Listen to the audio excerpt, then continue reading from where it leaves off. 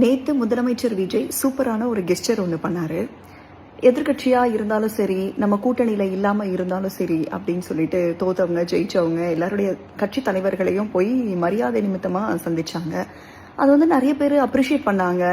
அரசியல் நாகரிகம், ரொம்ப பண்பாடான முதலமைச்சராக இருக்காரு, மாண்புமிகு முதலமைச்சர் அப்படின்னு சொல்லிட்டு நிறைய பேர் அப்ரிஷியேட் பண்ணியிருந்தாங்க.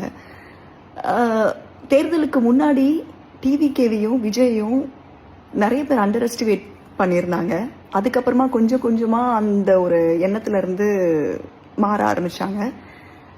இப்போ இன்னைக்கு அசம்பிளியில் முதலமைச்சர் விஜய் தாவேகாவோடைய கட்சிக்கு பெரும்பான்மையை நிரூபிக்கணும்.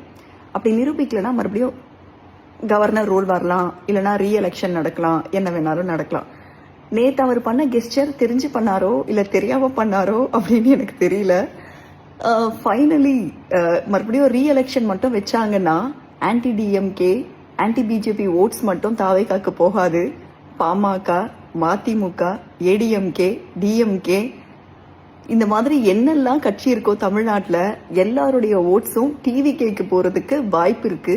அவர் பெரும்பான்மையை நிரூபிக்கிறது இல்லை, மெஜாரிட்டியில் வின் பண்ணிட்டு வந்துருவாரு. இது தெரிஞ்சு பண்ணாரோ தெரியாம பண்ணாரோ தெரியல. பட் இந்த கெஸ்டரை எல்லாரும் அப்ரிஷியேட் பண்ணிட்டு இருந்தாங்க. நேத்து வரைக்கும் அவரை யாரெல்லாம் திட்டிக்கிட்டு இருந்தாங்களோ அவங்கெல்லாம் கூட அப்ரிஷியேட் பண்ண ஆரம்பிச்சிட்டாங்க. இது ஒரு நல்ல ஒரு மாற்றம், அரசியல் நாகரிகம்.